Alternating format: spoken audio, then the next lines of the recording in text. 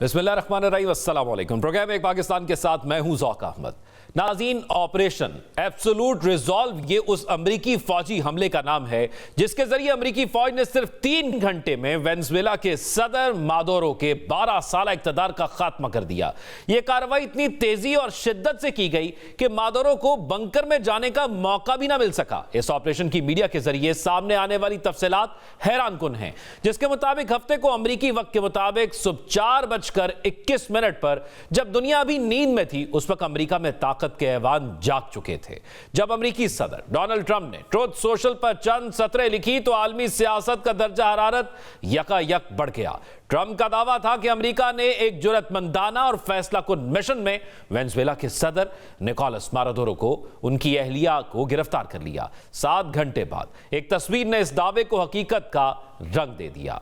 आंखों पर मास्क, हाथों में पानी की बोतल, ट्रैक सूट में बलबूस निकोलस मादुरो, और तस्वीर के नीचे एक जुमला के निकोलस मादुरो यूएसएस आयोवजीना पर यह कोई आम तस्वीर नहीं थी, यह ताकत का पैगाम था। यह ऐलान था कि दुनिया की वाहिद सुपर पावर अपने दुश्मन के खिलाफ किस हद तक जा सकती है। नाज़रीन, यूएसएस आयोवजीना वही जंगी जहाज है जिसके जरिए खुद मुख्तार मुल्क वेनेजुएला के सदर मादुरो को अमरीका मुंतकिल किया गया, जब उन पर मनशियात और असलहा स्मगलिंग के इल्जामात में मुकदमा चलाया जाएगा। रॉयटर्स और सीबीएस के मुताबिक मादुरो की गिरफ्तारी या वेनेजुएला पर हमला कोई अचानक फैसला नहीं था। इसके पीछे कई महीनों की मंसूबाबंदी थी। अमरीकी फौज की एलीट डेल्टा फोर्स, जिसे दुनिया का सबसे खुफिया और मोहलिक तरीन यूनिट समझा जाता था, इस डेल्टा फोर्स ने मादुरो के सेफ हाउस की हूबहू नकल तैयार की। बिल्कुल सदर मादुरो के महफूज तरीन कले की नकल, और कले में बार बार दाखिल होने और महफूज अंदाज से बाहर निकलने की मशक की गई। दूसरी तरफ CIA ने जमीनी जराए, करीबी हलकों और सबसे बढ़कर एक अंदरूनी मुखबर के जरिए मादुरो की हर हरकत पर नजर रखी थी, जबकि अमरीकी इंटेलिजेंस के मुताबिक यह मुखबर एक वसी नेटवर्क का हिस्सा था जिसमें फजाई निगरानी और सिग्नल्स इंटेलिजेंस शामिल थी। सदर ट्रंप खुद बताते हैं कि उन्होंने 4 दिन पहले इस ऑपरेशन की मंजूरी दी थी, लेकिन उस वक्त मंसूबा मौसम की वजह से अधूरा रह गया। ट्रंप के बकौल ऐसे ऑपरेशन में मौसम बिल्कुल दुरुस्त होना चाहिए, और फिर जब अचानक मौसम साफ हुआ तो डेल्टा फोर्स को गो अहेड दे दिया गया। इस हमले की तफसील सदर ट्रंप ने अपनी प्रेस कॉन्फ्रेंस में भी बताई कि जब ऑपरेशन शुरू हुआ तो ट्रंप फ्लोरिडा में अपने क्लब से इस खौफनाक जंगी कार्रवाई को टीवी शो की तरह बराह रास्त देखते रहे।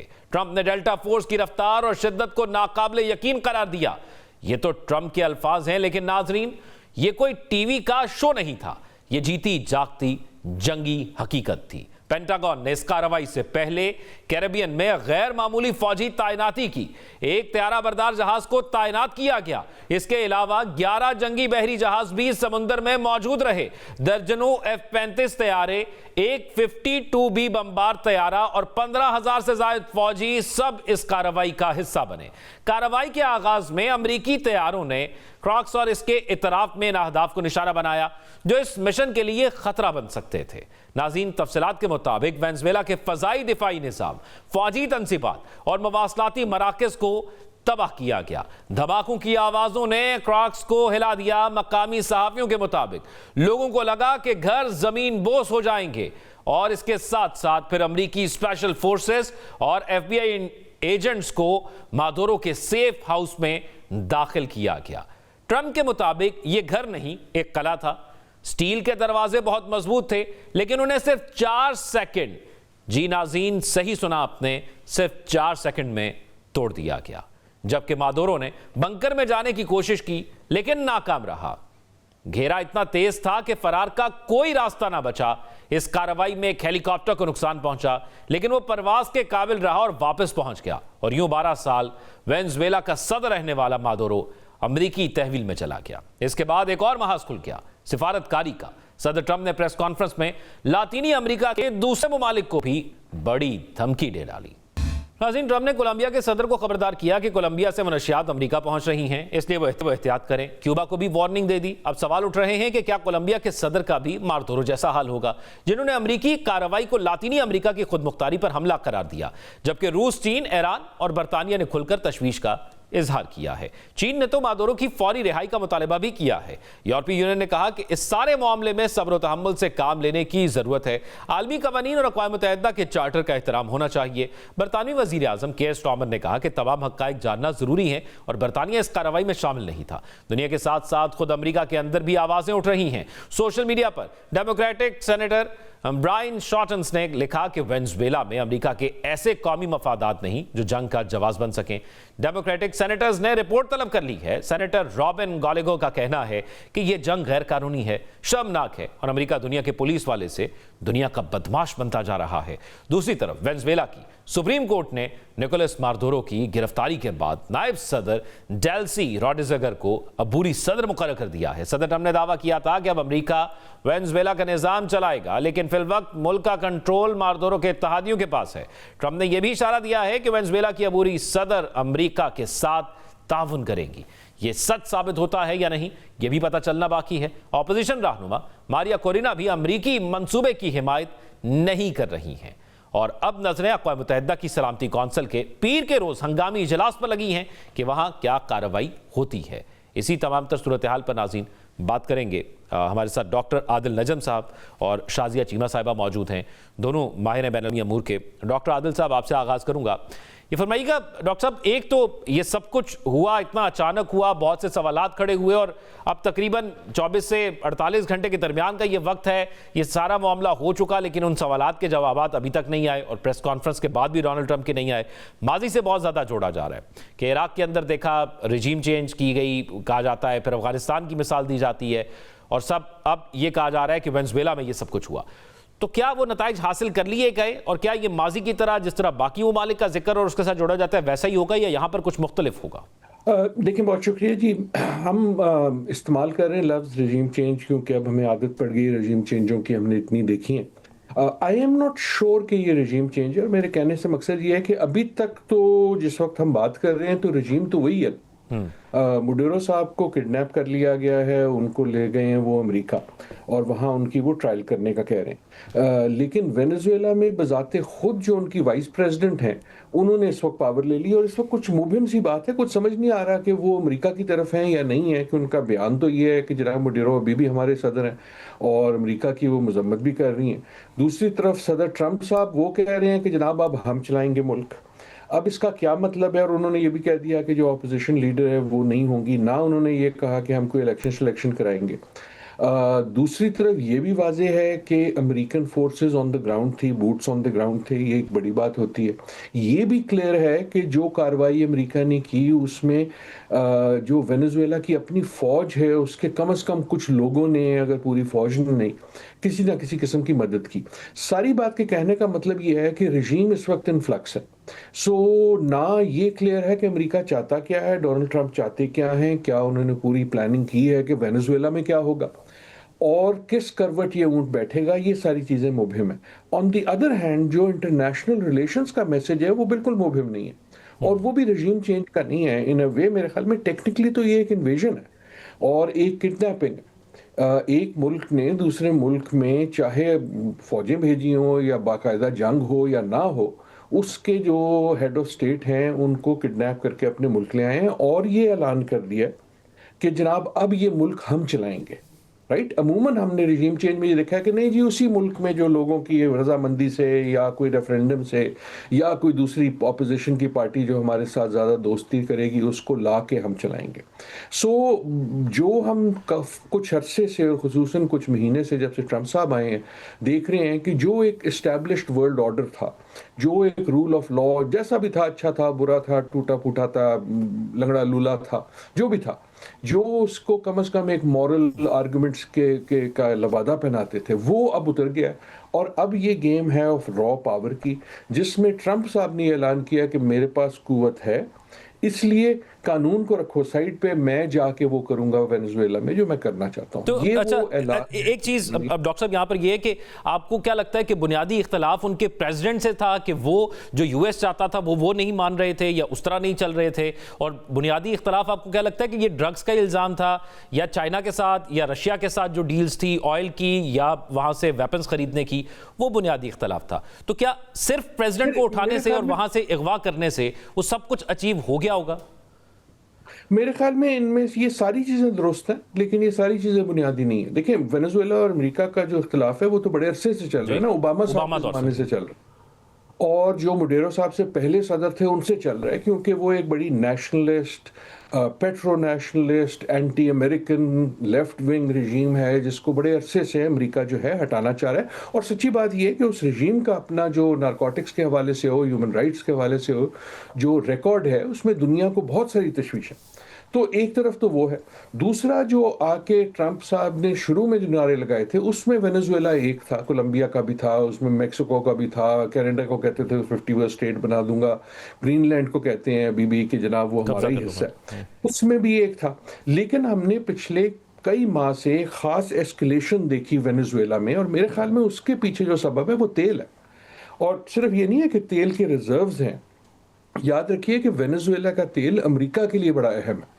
उससे बहुत अरसे तक वो अमेरिका आके रिफाइन होता था। सो ये जो गेम है in that sense is oil, इसलिए नहीं कि अमेरिका को ऑयल चाहिए, अमेरिका के पास काफ़ी सारी खुद कफालत भी है। मेरे ख्याल में जो बुनियादी पर्पज़ है, हालांकि लगेगी बड़ी सतही सी बात, लेकिन आई डू थिंक कि बुनियादी पर्पज़ ये नहीं है कि कोई प्रिंसिपल स्टैंड था। ये सारी चीज़ें दुरुस्त है, नारकोटिक्स भी दुरुस्त है, ह्यूमन राइट्स भी दुरुस्त है, यूएस एंटी यूएस भी दुरुस्त है, सब दुरुस्त है।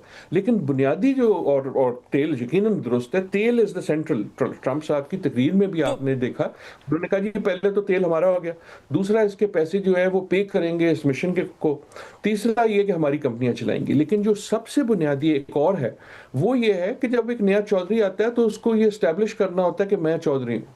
ट्रंप साहब की जो सियासत है वो मिडीवल है, जो मनरो डॉक्ट्रिन आप कह लें, वो साबित करना चाहते थे इस रीजन पे भी और दुनिया पे भी कि मैं ये कर सकता हूँ। जिस तरह जो ईरान पे उन्होंने जब जहाज भेजे थे भी उसका भी एक मकसद था, और ये एक सीरियस मकसद, स्ट्रेटेजिक ठीक। मकसद होता है कि I can do it, therefore beware. और अब डॉक्टर शाजिया चीमा साहिबा भी मौजूद है हमारे साथ। डॉक्टर साहिबा, आपको क्या लगता है, अब क्यों सवाल अभी तक वही हैं और होगा क्या, कैसे होगा, ये भी एक अहम सवाल है।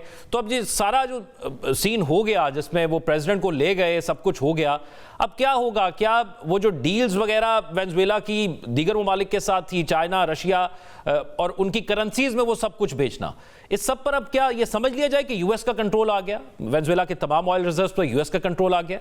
जहाँ तक आपके सवाल का ताल्लुक है तो हमने ये बारहा हिस्ट्री में देखा है और हमारे लिए इसमें कोई अचंभे की बात नहीं होनी चाहिए।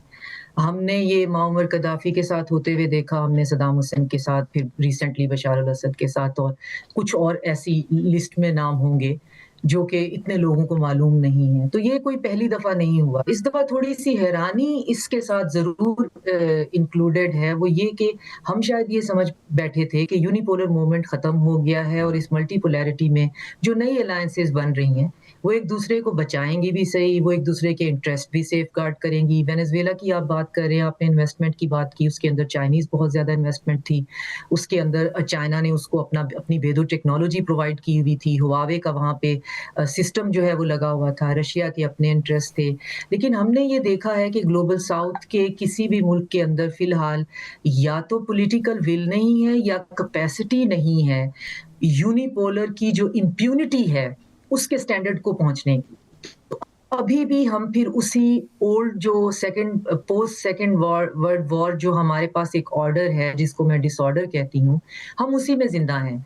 हमें ये पूरा इंसिडेंट थोड़ा सा हैरान कुन इसलिए लगा कि आप देखें पिछले 6 महीने से ये डेवलपमेंट्स हो रही थी, पूरे का पूरा जो है वो वहाँ पे जो मिलिट्री सारे का सारा जो नेवल आर्सनल है वहाँ पे इकट्ठा किया जा रहा था, उसके इर्द-गिर्द करीब जो है वो माहीगीरों और मछुआरों तक की जो है वो टारगेट किलिंग की जा रही थी, धमकियाँ दी जा रही थी। 2 दफ़ा जो है वो मदुरो को किडनैप करने की कोशिश की है, 1 दफ़ा उसका पायलट खरीदने की कोशिश की है, उसको ट्रैप करने की कोशिश की है। बाकायदा खुल के हर जो है वो बंदा वहाँ पे, ख़ास तौर पे जो ट्रंप के इमीडिएट लोग हैं, वो खुल के कह रहे हैं कि हमें वहाँ पे रिजीम चेंज करनी है, हमें चीज़ों को प्राइवेटाइज़ करना है। मारिया मचादो जो है वो हमने उसको नोबेल प्राइज़ दिलवाया है, और या फिर जुआन ग्वाइडो का एक्सपेरिमेंट हमने दोबारा करना है। तो वो खुल के कह रहे हैं कि हमें वहाँ पे प्लंडर करना है। वो ड्रिल बेबी ड्रिल आपको याद होगा, तो उन्होंने वो करना है वहाँ पे। तो अब हमें इसलिए थोड़ी-सी हैरानी है कि क्या किसी और मुल्क को इसमें इंटरवीन नहीं करना चाहिए था। तो इसमें 2 पर्सपेक्टिव हैं। जी। कुछ लोग कह रहे हैं जी कि इंटरवेंशन हो सकती थी, लेकिन चूँकि स्फीयर ऑफ इन्फ्लुएंस बाँट दिए गए हैं, जो रीसेंट सिक्योरिटी स्ट्रैटेजी आई है यूएस की, तो उस स्फीयर ऑफ इन्फ्लुएंस में लैटिन अमेरिका तो बनता ही उनका बैकयार्ड है।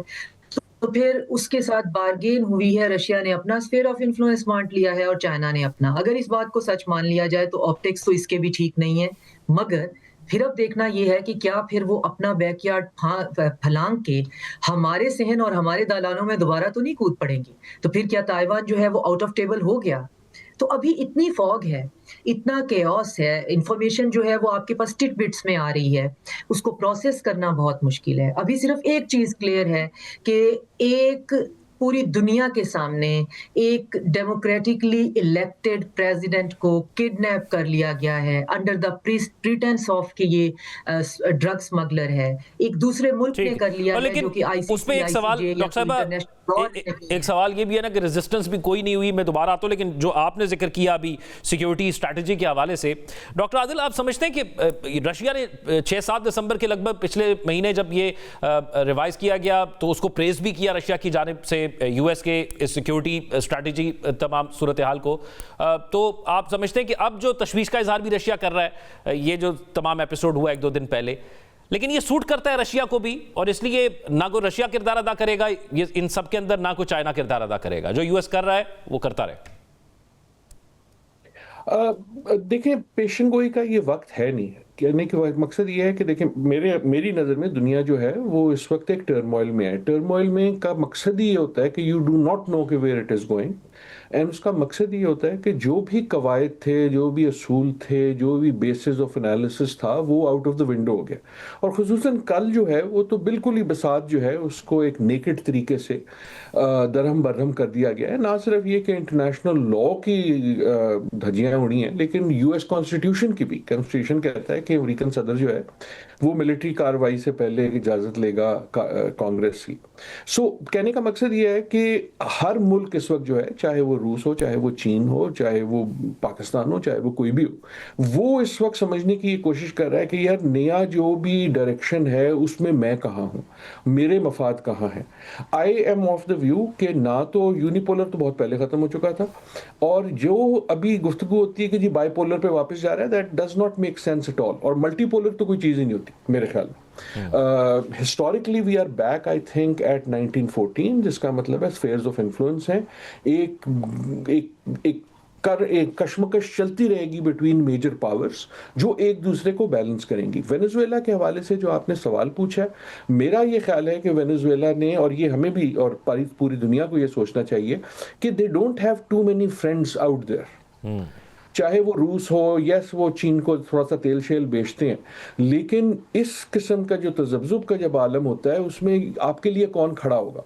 इट इज़ क्लियर कि वेनेजुएला के पास इस वक्त कोई ज़्यादा नहीं था जो उनके लिए खड़ा होगा। थोड़ी सी आवाज़ निकाल देगा, कुछ को अगर गुस्सा आएगा तो अमेरिकन एक्शन पे आएगा, वेनेजुएला की हिमायत में नहीं आएगा, क्योंकि वेनेजुएला की अपनी जो हरकत थी और इस रजीम की जो अपनी बिहेवियर था, ऐसा तो नहीं है कि वो भी बहुत बाकबाज था। व्हाट दैट मीन्स इज़ कि मुल्कों को इस वक्त बड़ा गौर से सोचना चाहिए ये कि एक तो मेरी अपनी कुव्वत क्या है, दूसरा ये कि मेरे साथ क्या है, मेरी अलायंसेस क्या हैं। वेनेजुएला की अलायंसेस सवाए अपने रीजन में 1-2 से बहुत वीक हैं, और तीसरा ये कि मेरी अपनी सियासत अंदर से कितनी मजबूत है। I want to highlight this।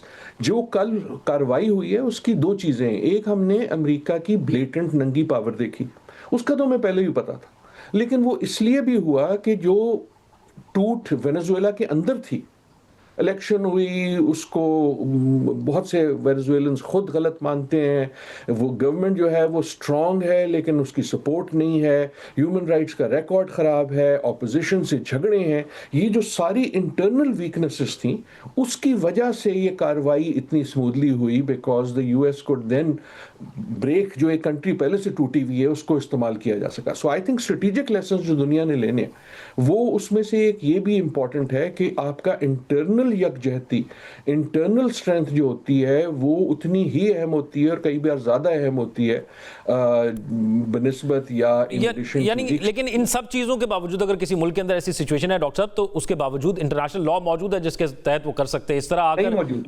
यार नहीं ना मौजूद। यही तो, ये आप और मैं, हमारी खुशफहमी है ना। इंटरनेशनल लॉ फलस्तीन में मौजूद है, इंप्लीमेंट होना डॉक्टर साहब एक और बात है, मौजूद होना एक और बात है। आए थे, देखें ना, ट्रंप साहब तो कह चुके हैं कि मैं नहीं मानता, मैं यूनाइटेड नेशंस को सीरियसली नहीं लेता, मैं G7 तो क्या, G20 तो क्या, मैं तो सिर्फ कहता हूँ G2 है, मैं और चाइना है, और चाइना भी बस वैसे ही है। ठीक है डॉक्टर साहब, लेकिन क्वेश्चन वहां पे रहता है कि अब अगला नंबर किसका होगा, क्योंकि इसने बहुत से सवालात ये अचानक हमले खड़े कर दिए हैं। डॉक्टर आदिल नजम साहब और शाजिया चीमा साहिबा हमारे साथ मौजूद थी, दोनों का बहुत शुक्रिया। प्रोग्राम में आगे बढ़ेंगे और बात करेंगे कि वेनेजुएला पर अमरीकी हमला, रिजीम चेंज ऑपरेशन और लातीनी अमेरिका में ताकत के इस्तेमाल ने अब मशरिक़ वस्ता में खतरे की घंटियां बजा दी हैं, और इस घंटी की आवाज सबसे ज्यादा जिस मुल्क में सुनाई दे रही है वो है ईरान। सवाल यह नहीं कि वेनेजुएला में क्या हुआ, असल सवाल यह है कि वेनेजुएला के बाद अगला नंबर किसका होगा और क्या ईरान का हो सकता है या नहीं। इस वक्त हालात यह हैं कि ईरान में महंगाई के खिलाफ एहतजाज चल रहा है, जिसमें हलाकतें भी हो चुकी हैं, मगर एहतजाज जारी है। आज भी एहतजाज हुआ, मगर अब इसकी शिद्दत में नुमाया कमी देखी गई। मीडिया रिपोर्ट्स के मुताबिक एहतजाज का दायरा फारस, हमदान और दश जैसे चंद शहरों तक महदूद हो गया है। सड़कें पहले जैसी भरी नहीं, नारे पहले जैसे बुलंद नहीं, वो मंजर जिससे आलमी मीडिया में सनसनीखेज हेडलाइंस बनी, वो मंजर अब धुंधला होता हुआ दिखाई दे रहा है। लेकिन सवाल यह है कि क्या ईरान में से एहतजाज का कम होना खतरे के टलने की अलामत है या किसी बड़े खेल से पहले की खामोशी है। अमेरिकी सदर ट्रंप ने कहा था कि ईरान में अगर अब मुजाहिरीन पर गोली चली तो अमेरिका मुदाखलत के लिए आएगा, जिसके जवाब में ईरान के सुप्रीम लीडर आयतुल्लाह अली खामनाई ने बराह रास्त कौम से खिताब किया, और उनके खिताब में ना सिर्फ ईरानी आवाम के लिए बल्कि इसमें वाशिंगटन, तेल अवीव और न्यूयॉर्क के लिए भी वाज़ेह वार्निंग थी। आयतुल्लाह खामनाई ने कहा कि एहतजाज एक जायज़ अमल है और वो आवाम का यह तस्लीम करते हैं कि महंगाई ने आवाम, खासतौर पर दुकानदारों को मुतासिर किया है। खामनाई ने खुलकर कहा कि कारोबार करना मुश्किल हो चुका है और हुकूमत इस मसले के हल की कोशिश कर रही है, लेकिन साथ ही उन्होंने एक वाज़ेह लकीर खींच दी कि एहतजाज और हंगामा राई में फ़र्क है। मुतालबात रखने वालों से बात हो सकती है मगर शरपसंदों से नहीं। उन्होंने कहा कि करेंसी में गैर मामूली उतार चढ़ाव फितरी नहीं, ये मुआशी मसला नहीं, ये एक मुनज़्ज़म बैरूनी मुदाखलत है और इसके पीछे दुश्मन का हाथ है। यही वो जुमला है जहां से ईरान का बयानिया वेनेजुएला के तजर्बे से जुड़ जाता है, क्योंकि वेनेजुएला में भी कहानी महंगाई से शुरू हुई थी, करेंसी से, अशिया खुर्दनोश से, और फिर बात पहुंची सियासी अदम इस्तेहकाम और फौजी दबाव तक। अमेरिकी सदर डोनाल्ड ट्रंप पहले ही ईरान के मामले पर धमकी दे चुके हैं। ट्रंप का बयान वाज़ेह था, लेकिन उसे इंसानी हमदर्दी नहीं बल्कि रिजीम चेंज की लुगत का पुराना जुमला करार दिया जा रहा है। ईरान ने इस बयान को अक़वाम मुत्तहिदा के चार्टर के खिलाफ करार दिया। अक़वाम मुत्तहिदा में ईरान के मुस्तकिल मंदूब आमिर सईद एरवानी ने सेक्रेटरी जनरल और सलामती कौंसिल को खत लिखकर कहा कि यह बराह रास्त आलमी कानून की खिलाफ वर्जी है। ईरानी वजीर खारजा अब्बास इराक़ची ने दो टोक अल्फाज में कहा कि ईरानी अफवाज मुकम्मल अलर्ट हैं और ईरान अपने दाखिली मामलात में किसी मुदाखलत को बर्दाश्त नहीं करेगा। लेकिन मामला यहां खत्म नहीं होता। असल धमाका खेज पहलू ईरान के साबिक सेक्रेटरी ऑफ स्टेट और साबिक CIA डायरेक्टर माइक पोम्पियो का बयान है, जिसमें पोम्पियो ने कहा था कि ईरानी हुकूमत मुश्किल में है और फौजी मुदाखलत ईरानियों की आखिरी उम्मीद है। पोम्पियो का सबसे तशवीशनाक जुमला यह था कि इस्राएली खुफिया एजेंसी मोसाद के एजेंट ईरानी मुजाहिदीन के साथ सड़कों पर मौजूद हैं। यह बयान किसी सहाफ़ी का तज्जिया नहीं, यह अमेरिका की ताकत के ऐवानों से आने वाला पैगाम है। यही वो लम्हा है जहां एहतजाज, महंगाई और अवामी गुस्सा बैनुल-अक़वामी खुफिया जंग में तब्दील हो जाता है। इंसानी हकूक़ के कारकुनों का दावा है कि ईरान में सैकड़ों मुजाहिदीन गिरफ्तार हुए हैं, लेकिन अब तक आज़ाद ज़राए से इन दावों की तस्दीक नहीं हो पाई। लेकिन यह भी हकीकत है कि एहतजाज की शिद्दत कम होती जा रही है।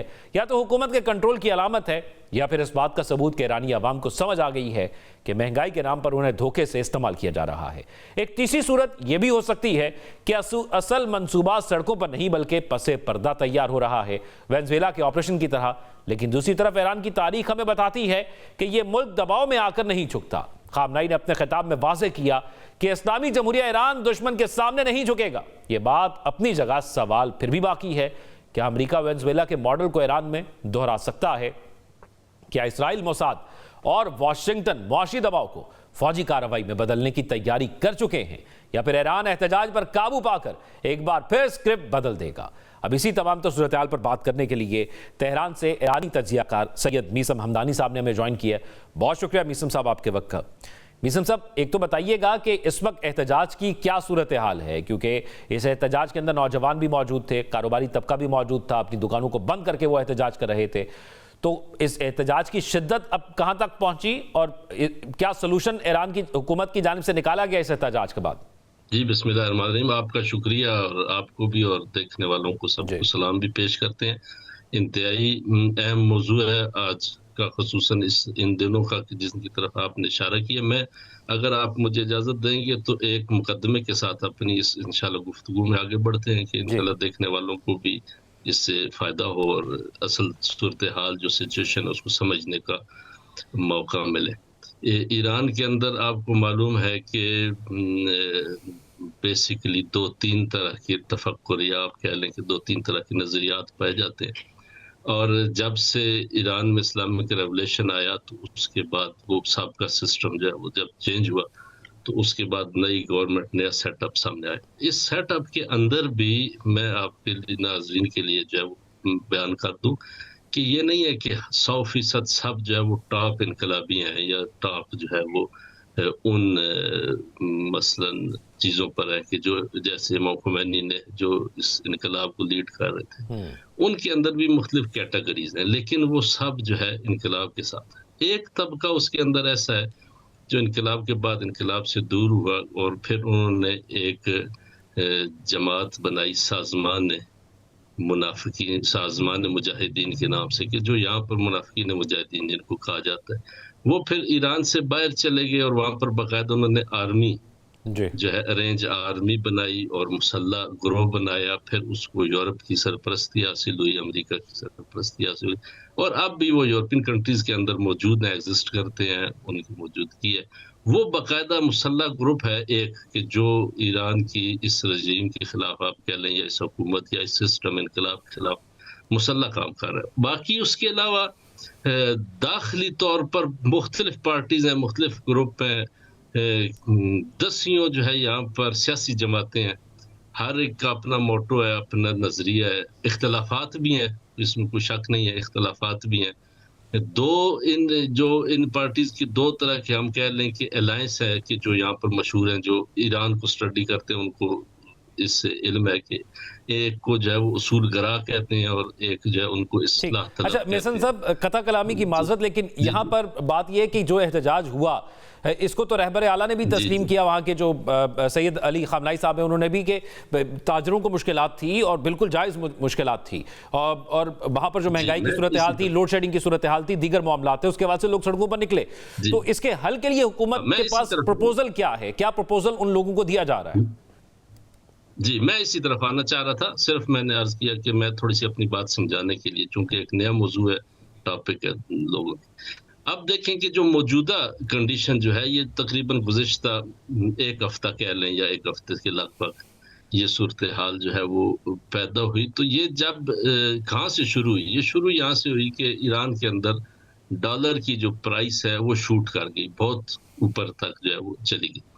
उस डॉलर के ऊपर जाने के साथ फिर उसकी कीमत तकरीबन घंटों में जो है वो चेंज होना शुरू होगी। तो उसकी वजह से जाहिर है जो ताजिर बिरादरी है या खसूसन जो कारोबारी लोग हैं वो बिजनेस नहीं कर सकते उसकी बुनियाद पर, कि अगर आप एक चीज़ आज एक कीमत पे डॉलर पे खरीद रहे हैं और घंटे के बाद वो चेंज हो जाए तो वो जो है मुयसर नहीं है। इसकी बिना पर मार्केट के अंदर जो है वो एक प्रोटेस्ट हुआ, मुजाहरा हुआ, उस पर बात हुई। और वो जिस तरह आपने भी इशारा किया कि रहबर ने भी गुज़िश्ता रोज़ की जो उनकी तकरीर थी उसके अंदर उन्होंने उसकी तरफ इशारा किया कि मसाइल हैं, और इसको सब एग्री हैं इस पर कि मसाइल हैं, मईशती मसाइल हैं, और इनकी वजह जो है वो पाबंदी है, सेक्शन है, जो आलमी सतह पर इंतहाई सख्त पाबंदी है कि जो ईरान पे लगी हुई है। अक़वाम मुत्तहिदा की भी पाबंदी है और अमेरिका की भी पाबंदी है, दूसरे ममालिक की। तो उनकी वजह से वो मसाइल है। तो ये मसला तो है ही है अपनी जगह पर। मैंने जो मुकदमा पेश किया वो इस वजह से था कि इस मसले के सामने आते ही कि जब ताजिर बिरादरी ने एक हड़ताल आप कह लें या एक मुजाहरा कह लें वो शुरू किया, तो वो जो दूसरे ग्रुप्स हैं उनको इस चीज़ से एक फुर्सत आप कह लें पेश आई या अपॉर्चुनिटी नज़र आई कि इस चीज़ के साथ ही उन्होंने उसके अंदर अपना हिस्सा डालना शुरू कर दिया, जो उनका तरीक़ेकार है कि जिसके अंदर सख्त किस्म की मसलन। बहुत शुक्रिया सैयद मीसम हमदानी साहब हमारे साथ मौजूद थे, जो है तज्ज़ियाकार हैं ईरान से और अपनी राय के हवाले से आगाह करते हैं। नाज़रीन, प्रोग्राम में शामिल करेंगे एक ब्रेक से विद अस। ब्रेक के बाद खुशामदीद। बात करेंगे कुछ खेल के मैदान के हवाले से, जिसमें इस वक्त की सबसे बड़ी खबर यह है कि पाकिस्तान के बाद अब बांग्लादेशी क्रिकेट टीम भी भारतीय इंतहा पसंदों के निशाने पर आ गई है। भारत में बढ़ते हुए तासुब और खिलाड़ियों का तहफ़्फ़ुज़ यकीनी ना होने पर बांग्लादेशी हुकूमत ने एक बड़ा और सख्त फैसला कर लिया है। बांग्लादेश ने T20 वर्ल्ड कप 2026 के लिए अपनी टीम भारत भेजने से साफ इनकार कर दिया है। बांग्लादेशी हुकूमत के मुशीर बराए खेल आसिफ नजरुल का कहना है कि बांग्लादेश अपने वर्ल्ड कप मैचेस भारत के बजाय श्रीलंका मुंतकिल करने के लिए ICC को बाज़ाब्ता दरखास्त दे रहा है। इस तनाज़े ने इस वक्त शिद्दत इख्तियार की जब कलकत्ता नाइट राइडर्स ने भारतीय क्रिकेट बोर्ड BCCI के दबाव पर Bangladeshi star fast bowler Mustafizur Rahman को अचानक IPL स्क्वाड से बाहर कर दिया। नाज़रीन, इस मामले की जड़ें भारत में बढ़ती हुई हिंदू तवा सोच और इंतहा पसंदी में पैवस्त हैं। IPL की फ्रेंचाइज कलकत्ता नाइट राइडर्स ने मुस्तफिजुर रहमान को 9 करोड़ से ज्यादा भारतीय रुपयों में खरीदा था, लेकिन इंतहा पसंद तंजीम शिवसेना के रहनुमाओं ने भारतीय अदाकार किंग शाहरुख खान को गद्दार का ताना दे दिया।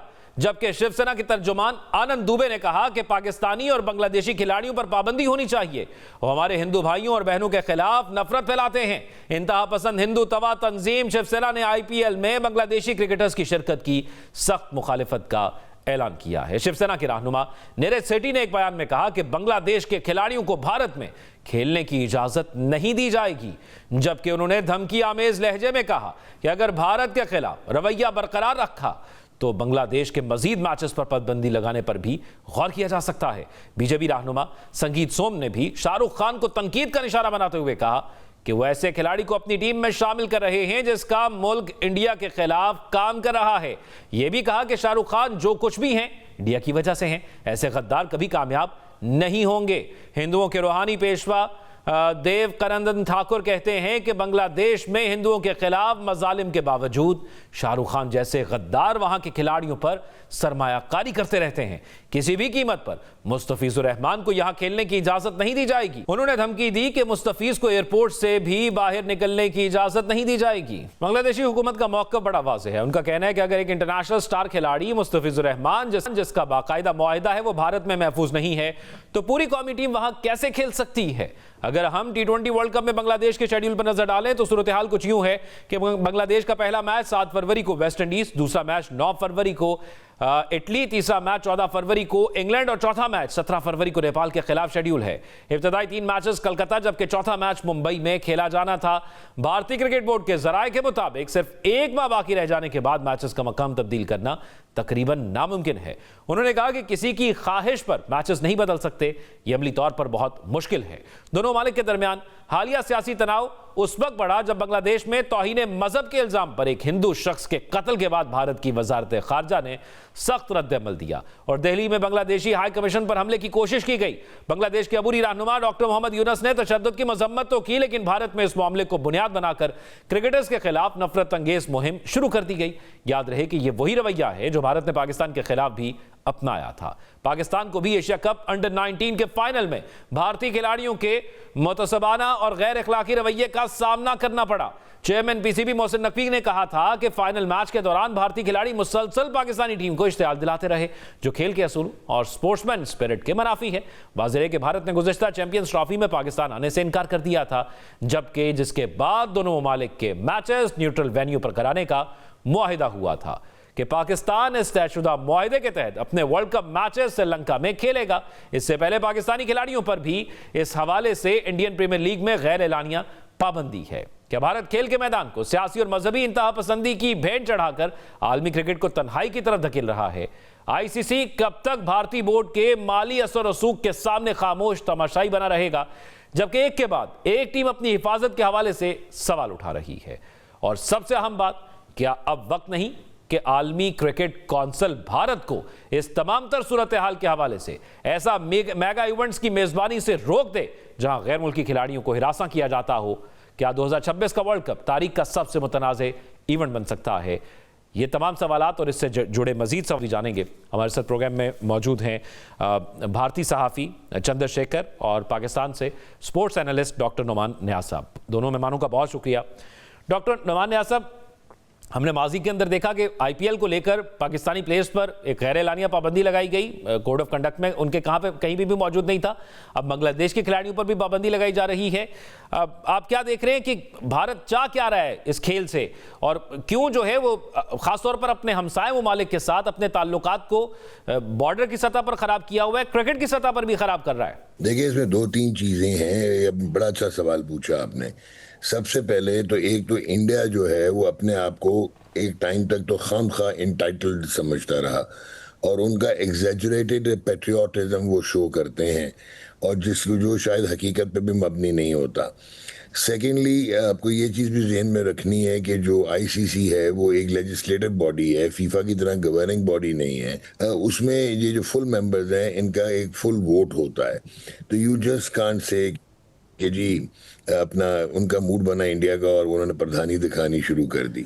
अगर मैं थोड़ा सा आपको इस पे डायलेट करूं कि एक तो आईपीएल शुरू हुई थी गालिबन 2008 में, और शुएब अख्तर, शाहिद अफरीदी, सुहेल तनवीर, यूनुस खान, कमरान अकमल और उमर गुल ने पार्टिसिपेट किया था।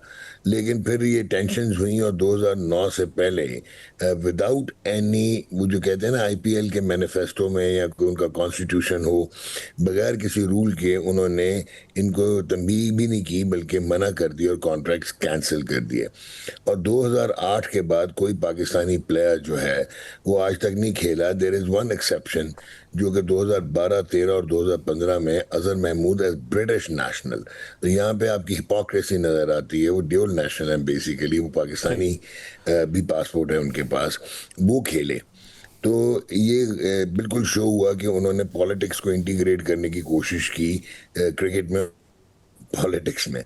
सो ये तो एक बात। लेकिन वहाँ पे थोड़ी सी जो है मैं ये कहूँगा कि पाकिस्तान इतना एग्रेसिव नहीं आया और एक्सेप्ट करता रहा, और जब भी इंडिया ने टूर किया पाकिस्तान का नहीं किया और आप करते रहे, आप रेसिप्रोकेट करते रहे। तो यहाँ पे मैं बहुत क्रेडिट दे करंट इनकम्बेंट चेयरमैन है पाकिस्तान क्रिकेट बोर्ड के मोहसिन नकवी, जो कि फेडरल मिनिस्टर फॉर इंटीरियर भी हैं, कि उन्होंने कहा नहीं यार अब tit for tat, enough is enough. जो इंडिया करेगा वो हम उसका जवाब उसी तरह देंगे। And that is the reason कि हमने चैंपियंस ट्रॉफी में भी देखा, विमेन वर्ल्ड कप में भी देखा, और अभी जो आईसीसी वर्ल्ड कप 2026 होना है T20, वहाँ पे भी हम श्रीलंका में खेलेंगे। तो ये तो एक पार्ट हो गया। फिर ये जो फियास्को क्रिएट किया bye not shaking hand Surya Kumar Yadav का, ये जो हमने एशिया कप में देखा रिसेंटली, और फिर एशिया कप की ट्रॉफी का जो टमल्ट था और जो इश्यूज थे और जो प्रॉब्लम थी, दैट वाज क्वाइट रिडिकुलस। आप क्रिकेट को डिस्ट्रीब्यूट में नहीं लाते, और बाखुदा अगर आईसीसी की हेगेमोनिक प्रेजेंस वहाँ पे इंडिया की ना हो, इंडियंस की, उनका तो चेयर भी इंडिया के पास है, तो ये जो ट्रॉफी वाला फियास्को था, इसमें तो इंडिया की बहसियत फुल मेंबरशिप जा सकती थी एज ए टीम, और पीनलाइज सिवियरली करना चाहिए था। बट मुझे नहीं पता बैक हैंडेड क्या होता है, लेकिन that was the right thing which Mohsin Naqvi did, और उनको ट्रॉफी के बगैर चले गए। यानी ये तसलसल है बहुत सी चीज़ों का। डॉक्टर साहब आप समझते हैं कि ये तसलसल है। चंद्रशेखर साहब, इस सारी सिचुएशन के अंदर आप क्या समझते हैं कि जो कुछ माजी करीब में जो डिसीजंस भारत की तरफ से लिए जाते रहे क्रिकेट के हवाले से, और टिल आज का जो डिसीजन, फिर बांग्लादेश का उस पर रिस्पॉन्स भी आता है, बांग्लादेश के खिलाड़ी को आईपीएल से निकाला जाता है, कितना डैमेजिंग है और वजह क्या है कि क्यों सियासत को और स्पोर्ट्स को अलग नहीं कर पा रहा भारत? मैं एक फॉर्मर बीसीसीआई के टॉप ऑफिशियल थे, नाम नहीं लेना चाहूंगा, उनसे बात हो रही थी कल ही मेरी, ये जब ये सब चल रहा था, तो बड़े ही दुखी थे। कहते क्या बताएं कि बांग्लादेश हमारा सबसे बड़ा दोस्त था इस सब कॉन्टिनेंट में भी, आईसीसी में भी, हर तरफ उन्होंने हमारे लिए वोट किया, आईसीसी के हर एक वोटिंग में हमारा साथ दिया, कभी बिट्रे नहीं किया। और कहते हैं हमने बैठे बिठाए एक वोट खो दिया। फाइनली जो डॉक्टर साहब कह रहे थे बिल्कुल ठीक, फाइनली ये वोट की राजनीति है। अगर वहाँ हमारे जो होम मिनिस्टर है, उनका बेटे जिनको क्रिकेट का सी नहीं पता, उनको बैट पकड़ने का भी नहीं पता होगा, और पता भी नहीं है, ये तो मैं कह सकता हूँ, तो वो अगर वहां पर बैठे होंगे, वो डॉन ब्रैडमैन तो है नहीं, वो तो अपने पैसे की और पोजीशन की ताकत पे, और ये अंग्रेज लोग बड़े स्मार्ट है, ये किसी को भी बिठा देते हैं वहां पर, कोई भी ऐरा गहरा नत्थु गहरा बैठ जाता है जो पैसे ला सके और अंग्रेजों को दे सके। तो हमारे सब कॉन्टिनेंट की एक पावर थी, इंडिया, बांग्लादेश, पाकिस्तान, श्रीलंका, एक पावरफुल ब्लॉक था जो आपस में पाकिस्तान और इंडिया का चला रहता था, थोड़ा बहुत 3-5 की किस तरफ करना है, कैसे पावर स्ट्रगल चलता था, लेकिन ओवरऑल हमेशा एक दूसरे के साथ चल करके हमने डोमिनेट किया 1983 के बाद। अगर आप देखिए खासकर 86-87 से पूरा सब कॉन्टिनेंट में हमने वर्ल्ड कप करवाया, इंडिया, श्रीलंका, पाकिस्तान, कितना सक्सेसफुल था, कितना पैसा जनरेट हुआ। आईसीसी के पास तो कुछ भी नहीं था, दाने भी नहीं थे उनके पास खाने को, तो हमने ये जनरेट किया। लेकिन आज वो पावर हमने खो दी है। और रही बांग्लादेश की, और खासकर मैं रहमान साहब की, जो उनके पेस बॉलर लेफ्टी जिनके लिए बात हो रही है, इनको 9.2 करोड़ में खरीदा गया शाहरुख खान की। शाहरुख खान वो कौन है? एक स्टेक होल्डर है, वो भी उस टीम में, उसमें जूही चावला भी, उसमें जय मेहता भी है, उनके हस्बैंड, और भी स्टेक होल्डर्स है। बात सिर्फ शाहरुख क्योंकि खान है ये हो रही है। ये सेंटीमेंट जगाए जा रहे हैं।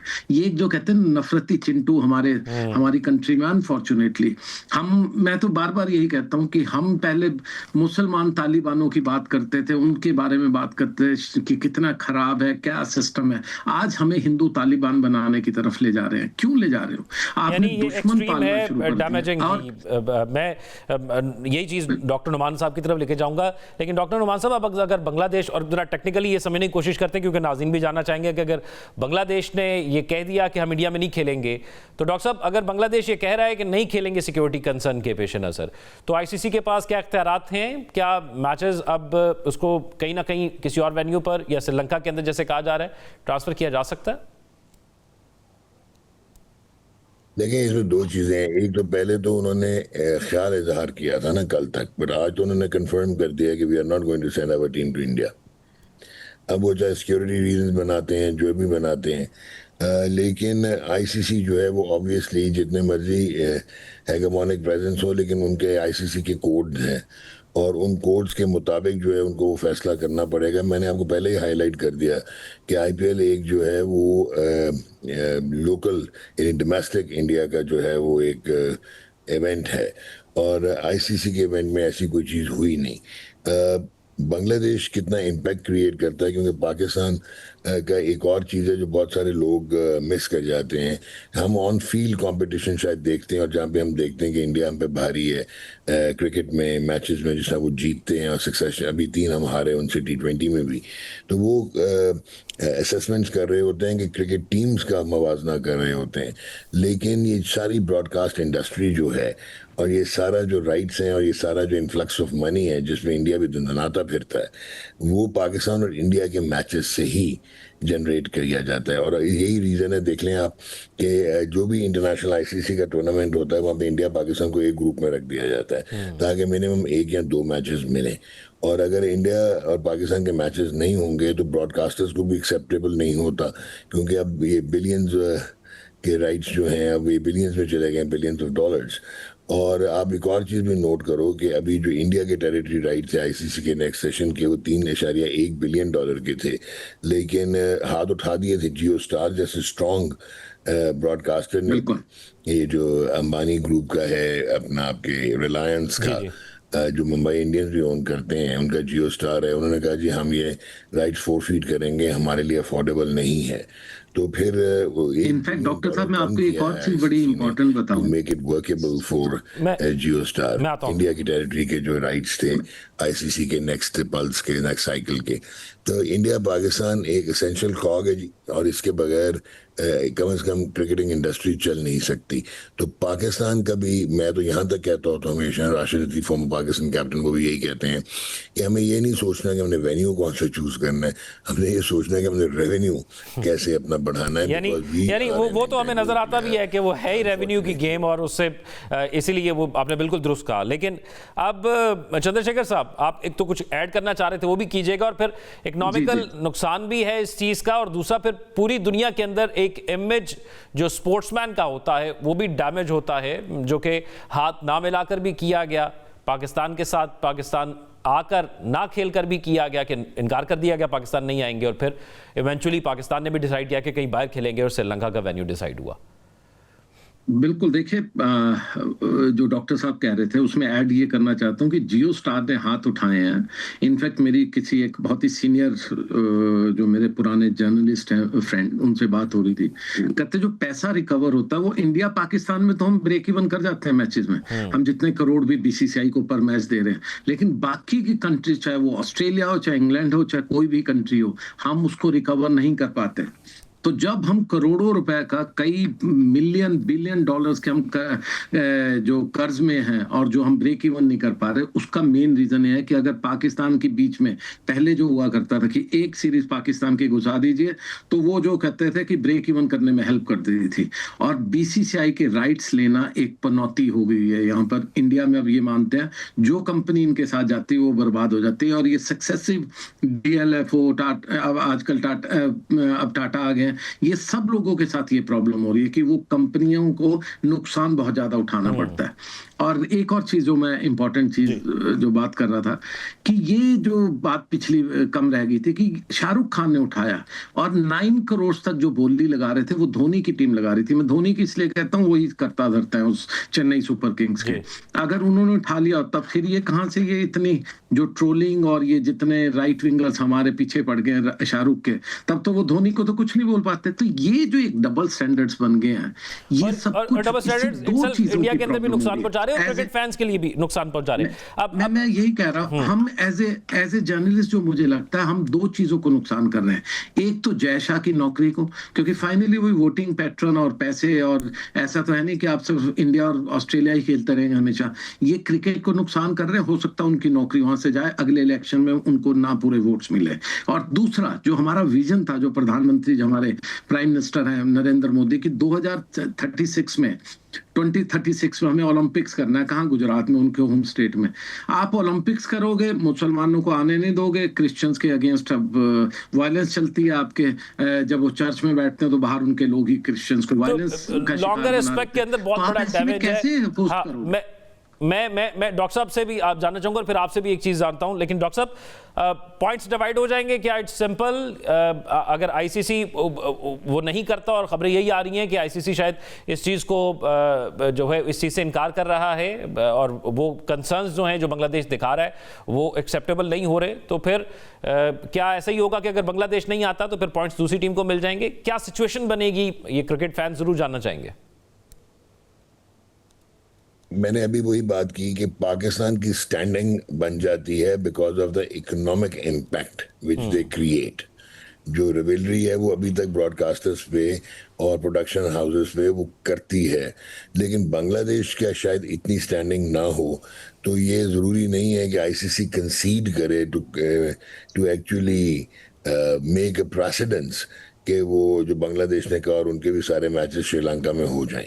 आइडियली तो ऐसा होना चाहिए, पर अब ये देखना होगा कि कितना स्ट्रॉन्ग केस बनाता है Bangladesh about the security apprehensions to play in India. तो अगर तो उनका स्ट्रॉन्ग केस हुआ तो ये इनकी एप्लीकेशन जो है वो एंटरटेन हो जाएगी, अदरवाइज इनको मैचेस फोरफीट करने पड़ेंगे बांग्लादेश को, इनकी पार्टिसिपेशन नहीं होगी और उसके रिपरकशंस और कॉन्सिक्वेंसेस, फाइनेंशियल इम्प्लीकेशंस बहुत स्ट्रॉन्ग होंगी बांग्लादेश पे। तो अब देखना है कि क्या आया कि बांग्लादेश रिट्रीट करता है, लेकिन अगर उन्होंने इतना बड़ा डिसीजन लिया है तो ये सारी चीजें कंटेम्पलेट करके लिया होगा, और शायद हम देखते हैं कि इनको भी न्यूट्रल वेन्यू पे मैचेस मिल जाए। बहुत शुक्रिया डॉक्टर नोमान न्यासा मरसद मौजूद थे और चंद्रशेखर साहब मरसद मौजूद थे, दोनों मेहमानों का बहुत शुक्रिया। नाज़रीन, प्रोग्राम में आगे बढ़ेंगे, एक और अहम मामला शामिल करेंगे। अफगानिस्तान कभी सिल्क रूट की सरजमीन, कभी तहजीबों का संगम था, लेकिन आज एक ऐसा मुल्क बन गया है जहां जिंदगी सांस लेती है मगर आजादी के बगैर, और इसकी वजह है तालिबान गर्दी जो अफगान मुआशरे को निगलती जा रही है। तालिबान ने बड़े दावों के साथ इक़्तिदार संभाला था कि वो अब बदल गए हैं, मगर दावे सिर्फ बयानात तक महदूद रहे। आज पूरा अफगानिस्तान, अफगान मुआशरा खौफ की गिरफ्त में है। आज का अफगानिस्तान खामोश चीखों, सिसकियों और महरूमियों की दास्तान बन गया है, जहां बोलना जुर्म है, जहां आजादी से सोचने पर जान जाने का खतरा है, जहां माजी से वाबस्ता होना मौत का परवाना बन गया है, क्योंकि अफगानिस्तान में तालिबान हुकूमत पर साबिक फौजी एहलकारों के खिलाफ संगीन इंसानी हकूक की खिलाफ वर्जियों के इल्जामात सामने आए हैं। अफगान जरायद और बैनुल-अक़वामी इदारों की रिपोर्ट्स के मुताबिक 2025 के दौरान तालिबान ने मुल्क भर में साबिक सिक्योरिटी एहलकारों को मुनज़्ज़म अंदाज में निशाना बनाया और अफगानिस्तान के 29 सूबों में कम से कम 123 साबिक फौजी एहलकारों को कत्ल किया। रिपोर्ट में यह भी बताया गया है कि 20 सूबों में 131 साबिक एहलकारों को गिरफ्तार करके शदीद जिस्मानी तशद्दुद का निशाना बनाया गया। तालिबान की जेलों में कैद साबिक फौजियों को बिजली के झटके लगाए गए, उनके जिस्म को गर्म सलाखों से जलाया गया और फौलादी केबल से बदतरीन तशद्दुद किया गया। ज्यादा तशवीशनाक बात यह है कि बेशतर गिरफ्तारियां किसी अदालती वारंट के बगैर अमल में लाई गई। जरा सोचिए कि एक सिपाही जिसने कल तक मुल्क की हिफाजत की, अपनी जान को खतरे में डाला, आज उसी मुल्क में छुपता फिर रहा है। ये लोग तालिबान के दुश्मन नहीं, मगर सिर्फ उनके माजी की वजह से उनसे जिंदा रहने का हक छीन लिया गया। घरों पर छापे मारे गए, रात की तारीकी में बच्चों के सामने बाप की गिरफ्तारी और मां की चीखें। ये सब अब अफगानिस्तान की रोजमर्रा की कहानी बन गया है। दूसरी तरफ मुआशरे की इस्लाह के ठेकेदारों के अपने दामन करप्शन की दास्तानों से दागदार हैं। अमेरिका के खुसूसी इंस्पेक्टर जनरल की हतमी रिपोर्ट अफगानिस्तान में 20 साल जंग और तामीर नौ का पोस्टमार्टम बनकर सामने आई है, जिसके मुताबिक 2002 से 2021 तक 144.7 अरब डॉलर अफगानिस्तान की तामीर नौ के लिए मुख्तस किए गए और 663 अरब डॉलर जंग पर खर्च हुए। लेकिन नतीजे में अफगान अवाम को क्या मिला? एक कमजोर रियासत, एक टूटा हुआ निजाम। इस रिपोर्ट के मुताबिक अफगान सिक्योरिटी फोर्सेस पर 90 अरब डॉलर खर्च किए गए, मगर वो गैर मुल्की सहारे के बगैर खड़ी ना हो सकी। अमरीकी इनखला के बाद फोर्सेस बिखर गई और हजारों घोष मुलाजमीन सामने आए जो सिर्फ कागजों में जिंदा थे। हैरत अंगेज तौर पर 1,47,000 गाड़ियां, 4.25 लाख से ज्यादा हथियार, 162 तैयारे और 7.1 अरब डॉलर का साजो सामान अमरीकी अफगानिस्तान में छोड़ गए। इंसदादे मुनशियात प्रोग्राम पर 7.3 अरब डॉलर खर्च हुए, मगर पोस्त की फसल आज भी तालिबान की सरपरस्ती में चलने वाले अफगानिस्तान में लहलहा रही है।